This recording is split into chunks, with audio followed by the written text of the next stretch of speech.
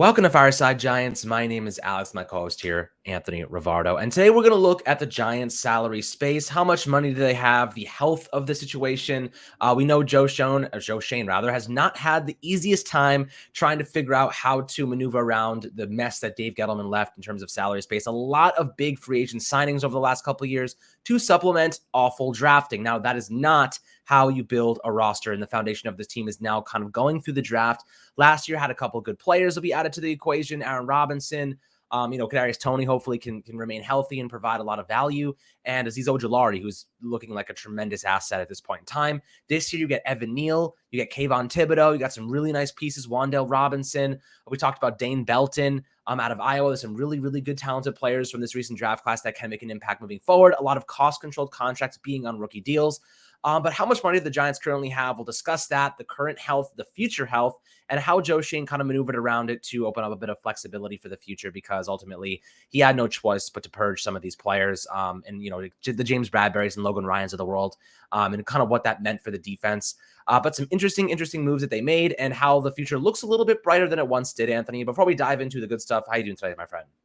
I'm doing great, and the Giants might not have a lot of cap space right now, but they've set themselves up to have a lot of cap space then in the future. Joe Schoen's done a really good job maneuvering the salary cap space. They went into this offseason with no money at all, no money to spend. They had to cut some players. They had to make a lot of different moves to free up some cap space, and even had to cut some starters, including James Bradbury, just to get their rookie class signed. According to Dan Duggan, all of the money that they got from cutting James Bradbury went into the draft class. It was basically a net gain of zero if you're looking at it from a monetary standpoint. They didn't gain any cap space from that move because they used it all on the draft class, and that's kind of just the state of the Giants roster. They just have to.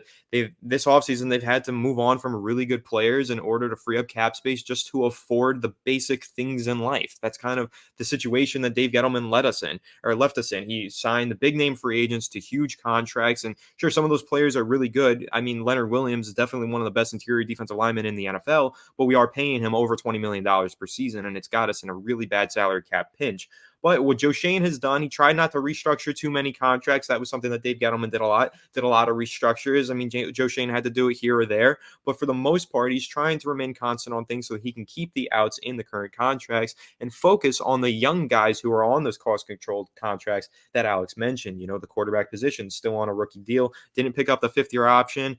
So there is nothing fully guaranteed next season to the quarterback position, which is super, super important for the Giants, just giving them flexibility in the salary cap space. And if you look at next season and the years following, the Giants are projected to have a lot of salary cap space. And a lot of that has to do with the fact that premium positions on cost-controlled rookie contracts, left tackle, right tackle, both edge rusher positions, a couple of the cornerback positions as well, really only spending money. I mean, this is a very top-heavy roster in terms of salary cap construction, only spending money on those really big-name players that they have, Kenny Golladay, Leonard Williams, and a few others, Adoree Jackson as well. But if you take a look at the Giants salary cap space right now, Alex is about to mention the number in the total amount of space that we have, and it's not a very attractive number. But if you take a look at what's down the road and what's to come, Joe Schoen has done a very good job setting us up for a future where the Giants have a lot of monetary flexibility.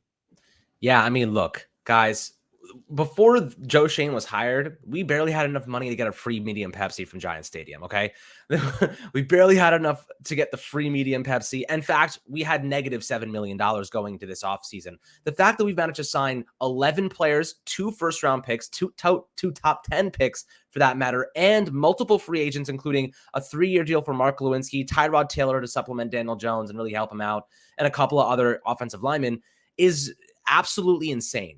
Joe Schoen and this front office has done a really great job figuring out how to correct some of the mistakes or a lot of the mistakes that Dave Gettleman made over the past couple seasons. And so far, I am very pleased with the way that we've operated in the sense that we haven't pushed a lot of money down the road. We haven't restructured any big contracts like Adoree Jackson or Kenny Golladay. Or Leonard Williams. We added a void year to Adoree Jackson, but that's not that big of a deal. That's just to allow a little bit of money for this upcoming season. And we did restructure Graham Gano, but he's a kicker, and we only saved like a couple million, maybe $2 million from his contract. And you can always extend him because kickers are basically endless. We saw Adam Vinatieri play until he was 50 years old, guy more gray hair than my grandpa. So when you're actually, my grandpa's bald, so he's actually doing pretty much a lot better than my grandpa. But when you're looking at the Giants cap space right now, they currently have $6.2 million available in space. That is a lot more than we could have said at the offseason. The fact that we managed to sign all of our rookies, except for I think Daniel Bellinger still hasn't signed yet. So he's the only guy, but he's still like a fourth round pick, I believe, fourth round pick. So we still haven't really, it's not going to be a lot of money that's taken off the books. So 6.2 million in plus money. We added multiple players, did not push that much money down the road.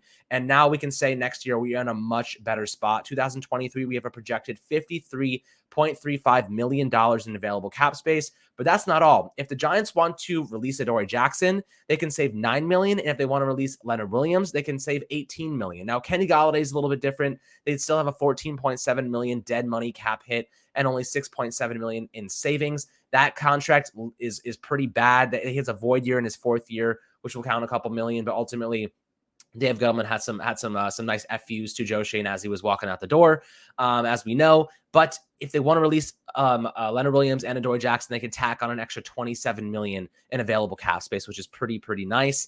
I do think that there is a possibility they do end up going that route, especially if they decide to go with another interior pass rusher in next year's draft class. They franchise tag Dexter Lawrence, so they could use that money to extend him. We'll kind of see how this unfolds. They could always franchise tag Dexter Lawrence. I don't think they will, but if he's going as a defensive tackle, maybe it won't be that much. There's a lot of different things they can do here, Anthony. But at this point in time, it looks like the cap health is significantly better. My question for you is, do you think that given the state of I'll give you two avenues here. If the Giants end up extending Daniel Jones, do you think that Adoree Jackson and Leonard Williams are gone? If they end up letting Daniel Jones go and they end up drafting a quarterback, do you think that it's more likely that Leonard Williams and Adoree Jackson stay because they have the extra money now, they have that rookie window resetting? How do you think they go about this? Do you think maybe either way they're just gone and they're just going to reset and maybe go after scheme fits they believe would better fit the mold? I think it's difficult to say, and it's going to depend largely on the performance of the quarterback this season, because let's imagine a scenario where the Giants play a great season. Everything looks good. Defense looks great. The playmakers look great, but for some reason they can't get over the hump, and that reason is the quarterback. Well, then I think you go into next year, you try to find the right quarterback and you keep the team intact. But let's say it's just a complete shit show for the Giants this year, right? Everything falls apart. Nobody plays well.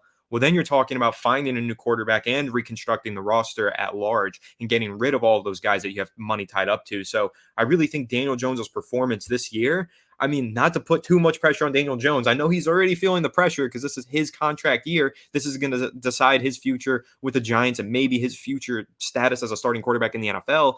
But really, for Daniel Jones, his performance could say a lot about the rest of the team as well and where this roster is in totality. So if Daniel Jones struggles and everybody else struggles around him, you might see Kenny Golladay on the outs. You might see Adoree Jackson on his way out. You might see Leonard Williams on his way out. But what if everybody plays great and Daniel Jones is the only one that struggles?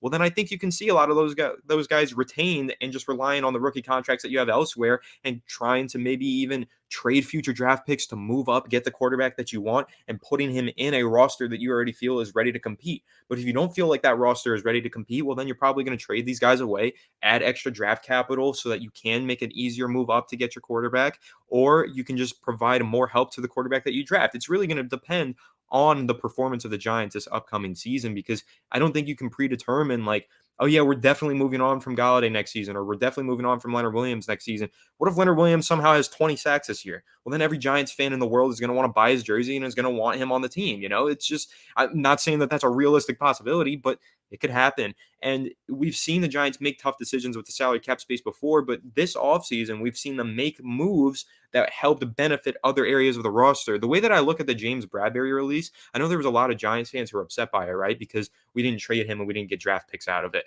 Well, here's how I look at it, because if you read what Dan Duggan said today, he said the database was updated and the Giants have $6.6 million in salary cap space. That's the same amount as before the James Bradberry release. All those savings mostly went towards signing the draft class. So if you take a look at that, basically what the Giants did, and the way that I like to look at it, is they didn't just release him, get some salary cap space and blow it. Let me give you this scenario, Alex, right? Would you trade James Bradberry for Kayvon Thibodeau, Evan Neal, Wan'Dale Robinson, and the rest of them? because that's pretty much what the Giants did. They made a trade, is how I look at it. They released James Bradberry. They didn't get a draft pick out of it, but they were able to sign their draft picks. And if they didn't do that, they literally couldn't sign these guys. And you know what they would have had to do? They would have had to trade away some of their draft picks from the 2022 NFL draft class, which we've seen teams do before if they're unable to make salary cap space because they can't afford the amount of picks that the Giants had. The Giants made extra picks this year. Wasn't it 11 in total? They made 11 total draft picks. You need some salary cap space in order to make that happen. If the Giants didn't release Bradberry, they're probably only able to make 6 to 7 total picks, or maybe even less. So you're talking about some of those mid-round guys that we really like, Dane Belton, Daniel Bellinger. Those guys are not on the roster if James Bradberry is not cut. So that's the way that I like to look at it, is they kind of made a trade, traded away James Bradberry in order to obtain a really solid first draft class by Joe Schoen. Yeah, I mean, look, this draft class was always the priority. Joe Schoen and this management, they knew they had to knock this draft out of the park, right? The only team that may have had a better draft, unfortunately, the Eagles had a pretty good draft, but the Jets had an unbelievable draft. The Giants pretty close behind. You know, a lot of people are skeptical about Wan'Dale Robinson. He seems to be kicking some serious ass in training camp so far, rather than OTAs. Had a couple of touchdowns the other day. This is a guy who's slowly starting to get on the better side of a lot of people that may have been skeptical at first, including myself, you know, and Anthony. We definitely have had our fair share of our skepticism regarding Wan'Dale's drafting, given his size, small hands, you know, a lot of different variables that played a part in this. But at the end of the day, he's making plays, and that's what you want to see from football players. And it seems like Mike Kafka and Brian Dable targeted Wan'Dale as a specific player they needed and wanted for their offense, right? They wanted to do a lot of stuff around the line of scrimmage. They wanted to find the guy who could extend in the running game. He was a running back in Nebraska before making his way over to receiver with Kentucky. So led the SEC in yards last year. The guy is a legitimate playmaker in the open field. He can do a lot of things for this offense as a gadget, as a legitimate receiver, as a running back. Maybe we see dual running back sets with Saquon and Wan'Dale, and you're splitting them out and doing all types of things with them as receivers. There's so much you can do with a player like Wan'Dale, and I think that that unpredictability factor is going to play into keeping defenses on their heels, on their toes, and opening up opportunities for the other playmakers like Kadarius Toney, like Sterling Shepard, like Kenny Golladay, especially like Saquon and Daniel Jones. So we're going to see the value of these guys. But again, it's year one of a rebuild. This is where you had to reset everything. This is where the clean slate comes into play. They had to be smart with the way that they acted regarding the financials of this team. And towards the end of Gettleman's career, he started to kind of get on a modern par with how the contract should be structured. 3-year deals, outs after the second season. A lot of the contracts were structured that way. The problem is you need to have good drafting while structuring contracts that way to actually formulate a good roster and build a strong foundation. He was only making signings and was not hitting on draft picks, right? His draft picks between 2018 and 2020 were some of the worst I've ever seen. It was a graveyard of mid-round picks. You know, we still got Ocean Eximitas there, and he is basically on a fringe roster player at this point who was a third-round pick 2 years ago. BJ Hill, gone. You know, so many guys. Nate Solder signing. That was one of the worst signings we've ever had in the history of this organization. You know what I mean? Like, we are still suffering through. We're still paying Golden Tate, for goodness sake. And that was another, like, why? You know, to replace OBJ, absolutely insane. He had some good games, had some good catches, but replacing OBJ with Golden Tate, I mean, goodness gracious, that was a stretch to begin with. OBJ was the only reason I enjoyed watching Giants football, you know, for the latter portions of Eli Manning's career. We completely ruined the guy at the end. Offensive line play in the gutter, disastrous, Trader Joe's turnstile-esque. And like, now we can say we got Evan Neal at right tackle. We got Mark Lewinsky at right guard, two very good pass blocking and run blocking guys when they're in consistent flow. They're definitely going to open up running lanes for Saquon Barkley. And I also really, really liked obviously Andrew Thomas's step forward he took last year. Feliciano, aggressive dirtbag mentality. Hopefully he's able to set the tone in that offensive line. And we have a 3-player position battle at left guard with Max Garcia, Shane Lemieux, and Josh Azudu. And Azudu is also practicing at left tackle, getting some more reps there in case Andrew Thomas were to miss any time. They're doing the things necessary to build a strong foundation on the offensive line where they're not going to skip a beat if somebody gets injured, if somebody gets hurt. Last year, half of them retired, and we somehow didn't see that coming, right? Like that, you got to know your players a little bit more. You can't just have 3 guys retire in the course of a week and be like, okay, maybe, this is just that's not acceptable. And maybe it had something to do with how hard Joe Judge was running them, right? COVID's happening. There's There's a lot of veteran guys on this team, and then suddenly they all retire at once. Like, that doesn't make much sense to me. There had to be something that they saw. They were like, yeah, this is not for us. But who knows? It could be anything. That was just a basic assumption. But so far, I'm pretty impressed with the way that this team is building through their financial means and situating a healthy salary cap space. But Anthony, any last remarks on this situation, or last thoughts on it? I really think the important thing to do here is to keep the big picture in mind with the Giants, right? And their salary cap space. As we're kind of recapping here before we wrap up, again, the Giants don't have a lot of salary cap space right now. We've done a little speculation video here and there, like JC Treader, right? For example, if the Giants really wanted to, they could go out there and cut a couple other players and go ahead and maybe sign a veteran center, or a veteran at this position, cornerback or wherever. But really, the Giants' mission right now, develop the young talent that's on this roster that's cheap too. I mean, you've got some really talented players for very cheap contracts. Azeez Ojulari is a perfect example. I mean, he was phenomenal as a rookie, and he's a second-round draft pick on a second-round contract. It's a rookie contract, and it's super cheap. Those players on those cheap contracts that are young are the focus of this team right now. 2022 is absolutely a developmental year. It is a growing year for the Giants. It's basically just focusing on those young guys and hoping that they turn into something. But taking a look at the big picture, long term, there will be opportunities for the Giants to spend money in free agency, just not on the 2022 calendar. Look at 2023, maybe 2024. There's money down the line that Joe Schoen is freeing up. And I think that's something that Giants fans can keep in their back pocket and say, I'm really excited for this one day, because maybe the Giants' young talent on this roster develops into something really good. The Giants roster overnight turns into a really good team because of the young guys. And then they have all this talent, and then they have this money to spend on top of a talented roster. So that's when you go into free agency and you say, okay, let's not throw all the money around, but let's go ahead and do maybe what the Rams have done, where they go into free agency or they make a trade and they find that one guy that they really want and they go all in on him. And then they still got the money for their draft class, but they really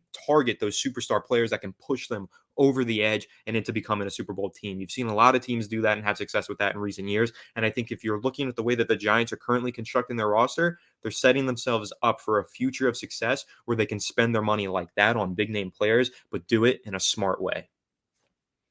And smart is something that we are not used to, my friends. So hopefully we can learn from this too, right? We've seen what bad looks like. We've seen what malpractice looks like. Let's see what success looks like. Let's feel wins. Let's feel what that feels like to actually have a functioning organization where they're making progress and not setting us back and giving us free Pepsis to smooth us over. Tired of the free Pepsis. We want winning football. I'll pay whatever it takes to get some winning Giants football this year. I am really excited. And honestly, progress is all we need. The first year of Joe Judge, there was legitimate progress. And we were like, okay, maybe there is something here. And then year two, it just 10 steps back after we took 2 steps forward.